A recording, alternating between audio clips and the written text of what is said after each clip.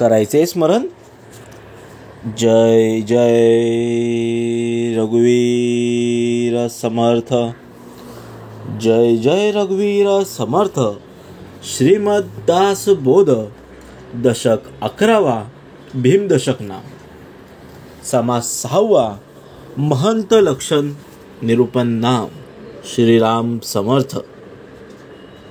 समर्थांनी दशक 11वा भीमदशक आणि त्यामधला 6वा समास महंत लक्षण. महंताची लक्षणं दिलेली आहेत. तर महंत म्हणजे कोण? समर्थ सांगतायत या जगात अनेक नेते आहेत, अनेक गुरु आहेत, पण चांगला आध्यात्मिक नेता होण्यासाठी खऱ्या गुरुमध्ये कोणते गुण असावेत या समासामध्ये समर्थांनी सांगितलेलं आहे. त्याला महंत असं म्हटलेलं आहे, म्हणजे महान म्हटलेलं आहे. आणि महानताची लक्षणे कोणती आहेत ती आता समर्थांनी या समासामध्ये सांगितलेली आहेत. शुद्ध नेटके लिहावे, लेहून शुद्ध शोधावे, शोधून शुद्ध वाचावे, चुको नये. समर्थ सांगतात महंत ज्याची महान जो गुरु आहे, जो महंत आहे, त्याने शुद्ध लिहावे, नीटनेटके लिहावे आणि लिहिल्यानंतर त्यात काही अशुद्ध आहे, चुकीचे आहे की ते तपासावे आणि जर तसं काय आढळल्यास ते दुरुस्त करावे आणि काढून टाकावे. तपासल्यावर परत शुद्ध लिहावे. हे महंताची लक्षणं सांगितलेली आहेत. आणि वाचताना अजिबात चुकू नये. विष्कळित मातृका नेमस्त कराव्या, दाहट्या जाणून सदृढ धराव्या, रंग राखून भराव्या, नाना कथा. म्हणजे विष्कळित मातृका नेमस्त कराव्या म्हणजे काना मात्र्या ज्या असतात मागं पुढे झाल्या असतील तर ते जेथल्या जेथे नीट करायचे आहेत. आणि लिहिण्याची जी पद्धत आहे ती कधीच बदलू नये. लिखण्याची जी शैली आहे ती स्वीकारली असेल त्यातच ती सदृढ धरावी. म्हणजे लिखाणात चांगल्या कथा, नाना प्रकारे लिहिताना कथाप्रसंगाच्या अनुरोधाने मध्ये सुंदर चित्र काढून ती उत्तम प्रकारे लिहावीत. जाणायाचे सांगता नये, सांगायचे नेमस्त नये, समजल्या विना काहीच नये, कोणी एक. समर्थ सांगतात ज्याला जे जाणायचे ते नीट सांगता येत नाहीये आणि जे सांगायचं असेल ते व्यवस्थितपणे सांगता येत नाही, किंवा ज्याला काहीच नीट समजत नाही असा माणूस महंत होऊ शकत नाही. समर्थ सांगतात ज्याला काही जाणायचं आहे त्याला सांगता येत नाही, सांगायचे ते बरोबर सांगता येत नाही, ज्याला नीट समजावून घेता येत नाही तो कधीच महंत बनू शकत नाही. हरिकथा निरूपण नेमस्तपणे राजकारण, वार्तावयाचे लक्षण तेही असावे. म्हणजे हरिकथा निरूपण नेमस्तपण राजकारण म्हणजे आत्मज्ञानाचा विचार,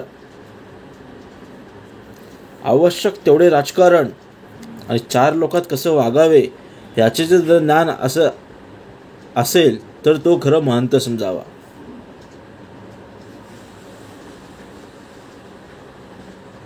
आणि या सर्व 4 गोष्टी महंताच्या अंतरी अंगी असतातच.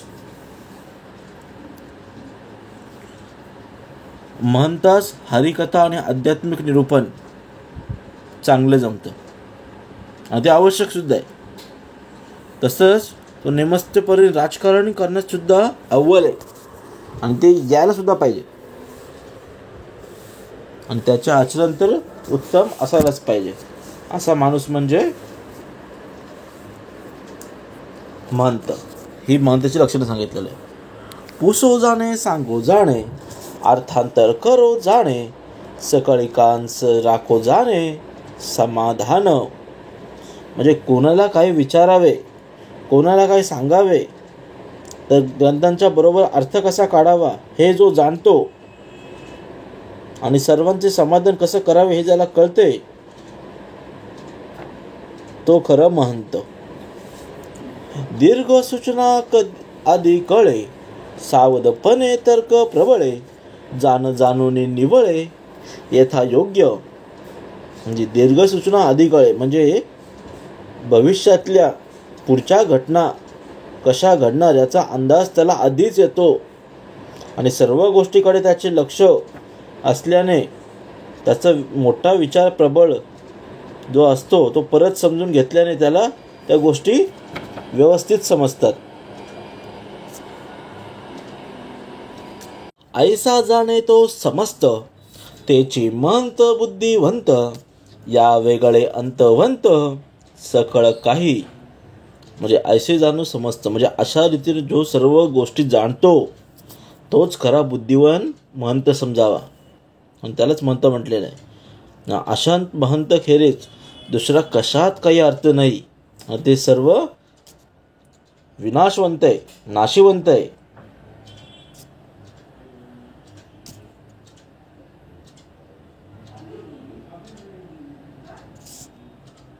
ताळ वेळ तान माने, प्रबंध करीत कविता चाड वचने, मज्जासी नाना चिन्हे सुचिती जया. म्हणजे काळवेळ, तानमान, प्रबंध, कविता, महत्वाची वचने, सभादितपणा वगैरे नाना गोष्टी महंताला वेळेवर सुचतात आणि त्याला त्याचे ज्ञान असते. जो एकांतास तत्पर, आधी करावा करी पाठांतर, अथवा शोधी अर्थांतर, नंतर बीजे. जो महंत असतो, महंत आहे, त्याला एकांत आवडतो, तो एकटा असतो, तो आधी स्वतः पाठांतर करतो आणि मग ग्रंथांच्या अंतरंगातील गर्भित अर्थ शोधून तो दुसऱ्यास सांगतो. आधीच शिकून जो शिकवी, तोची पावे श्रेष्ठ पदवी, गुंतल्या लोकांचं उगवी, विवेक बळे. समर्थ सांगतात आधी स्वतःला शिकायचं आहे. स्वतः शिकून झाल्यावरती जो लोकांना शिकवतो, जो लोकांना ज्ञान प्राप्त देतो त्यालाच मोठं म्हटलेलं आहे, त्याला श्रेष्ठ पद मिळतं. आणि अडचणीत असलेल्या लोकांना विवेकाच्या बळावर बाहेर काढणारा, संसार प्रपंचात अडकलेला जो परमार्थ मार्गी बनतो तोच खरा महंत समर्थांनी सांगितलेलं आहे. आपल्याला पण महंत बनायचं आहे. आपल्याला सुद्धा श्रेष्ठ पद मिळवायचं आहे. यासाठी आपल्याला मनुष्यजन्म दिलेला आहे समर्थांनी. काहीतरी मोठं करा. अक्षर सुंदर, वाचणे सुंदर, बोलणे सुंदर, चालणे सुंदर, भक्ती ज्ञान वैराग्य सुंदर, करुण दावी. या 84 लक्ष योनीमध्ये मनुष्याचा जन्म आपल्याला दिलेला आहे आणि तो आपल्याला सार्थकी लावायचा आहे. आणि या 84 लक्ष योनीमध्ये जी बुद्धी जर दिली कोणी असेल तर ती मनुष्याला दिलेली आहे. आणि त्याचे अक्षर सुंदर पाहिजे. जो महंत आहे त्याचे अक्षर सुंदर पाहिजे, वाचणे सुंदर पाहिजे, बोलणे चालणे सुंदर असले पाहिजे आणि भक्ती आणि ज्ञान वैराग्य वगैरे सुंदर रीतीने करून जो दाखवतो त्याच खरं महंत म्हटलेलं आहे. ज्यास यत्नाची आवडे, नाना प्रसंगी पवाडे, धीटपणे प्रगटी दडे, ऐसा नव्हे. म्हणजे त्याला प्रयत्न करण्याची फार आवड असते आणि निरनिराळ्या गोष्टीस, निरनिराळ्या प्रसंगात त्याचे मोठे पण दृष्टीस पडते आणि कोणत्याही प्रसंगी तो धीटपणे जो वागतो आणि प्रसंग पाहून पलायन करणार तो नसतो. समज सांगतात किती मोठा प्रसंग येऊ दे, पलायन करण्याची अजिबात आवश्यकता, पळून जाऊच नाही, त्याचा सामना करा. सोल्युशन बघा, सोल्युशन काय ते बघा, पण प्रसंगात सामोरे जा. तो खरं म्हणत आहे. साकडीमध्ये वरतो जाणे, उपाधीमध्ये मिळो जाणे, अलिप्तपणे राखो जाणे, आपणासी म्हणजे साकडीमध्ये वरतू जाणे, म्हणजे संकट मार्गामध्ये कसं वागावे हे ज्याला माहीत असतं तोच खरं महंत. व्यापामध्ये मिळून मिसळून कसं वागायचंय जे ज्याला बरोबर समजतं तोच खरा महंत. परंतु या सर्वातून आपण अलिप्त कसं राहायचंय ते इम्पॉर्टंट आहे आणि ते आपल्याला जाणायचं आहे. आहे तरी सर्वा ठाई पाहो जाता कोटेचं नाही, जैसा अंतरात्मा ठाईचा ठाई गुप्त झाला. म्हणजे अंतरात्म्यासारखीच महंताची अलिप्तता असते आणि अंतरात्मा सर्वांच्या ठिकाणी असतो, पण त्याला पाहून गेलास तो कोठेच दिसत नाही. जो जिथल्या तिथल्या गुप्त राहतो तसा महंत सर्वांमध्ये मिसळतो, पण त्याला पहिला गेल्यास तो एकदम नाहीसा होतो, एकांतात जातो. त्या वेगळे काहीच नसे पाहो जाता तो न दिसे, न दिसो न वर्तवितसे प्राणी मात्रांसी. म्हणजे खरं तर अंतरात्म्याशिवाय कोणी असूच शकत नाही, काहीच खरं नाही आहे, पण त्यास सर्व जीवांना तो हालचाल करण्यास समर्थ बनवतो आणि त्याचप्रमाणे समाजातील चळवळींना महंत प्रेरणा देतो आणि त्याचे चालन करतो. पण पाहावया गेल्यास हे आपल्याला सापडत नाही. हीच खरी त्याची अलिप्तता आहे. तैसाच हाही नाना परी बहुत जनासी शहाणे करी, नाना विद्या त्या विवरी स्थूळ सूक्ष्मा. म्हणजे अलिप्त राहण्यासाठी अंतरात्म्याप्रमाणे महंत लोकांना शहाणा करतो, स्थूळ आणि सूक्ष्म अशी विद्या देतो. दृश्य विश्वाचे ज्ञान देणाऱ्या स्थूळ विद्या तर दिसणाऱ्या भगवंताचे ज्ञान देणाऱ्या सूक्ष्म विद्या हे देत असतो. तो खरा महंत. आपणाकरता शहाणे होती ते सहजची सोय धरती, जाणतेपणाची महंती ऐसी असे. म्हणजे महंत ज्या लोकांना विद्या देऊन शहाणा बनवतो ते लोक त्याची अनुयायी बनतात, शिष्य बनतात, त्याला वश होतात. हे सहज सरळ आहे आणि जाणतेपणाने केलेला महंतीचा प्रभाव हा असाच असतो. राखो जाणे नीती न्याय, न करी न करावे अन्याय, कठीण प्रसंगे उपाये करू जाणे.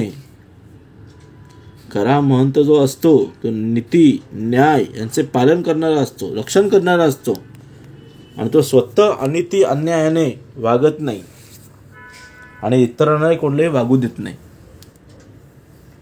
कठीण प्रसंग आलाच तर त्यातून बाहेर कसा पडायचा आहे त्याच्यावर तो उपाय काढतो. तो खरा महंत.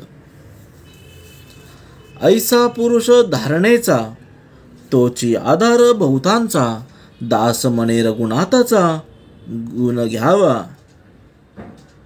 म्हणजे अशा लक्षणाचा जो पुरुष आहे, अशा मनोबलाचा जो पुरुष आहे त्याच्या पुष्कळ लोकांना आधार वाटतो.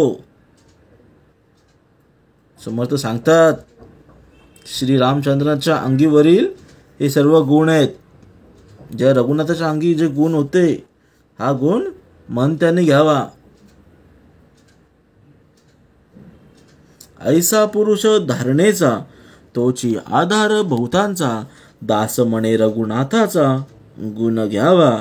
इति श्री दासबोधे गुरु शिष्य संवादे महंत लक्षण नाम समास 6वा. जय जय रघुवीर समर्थ.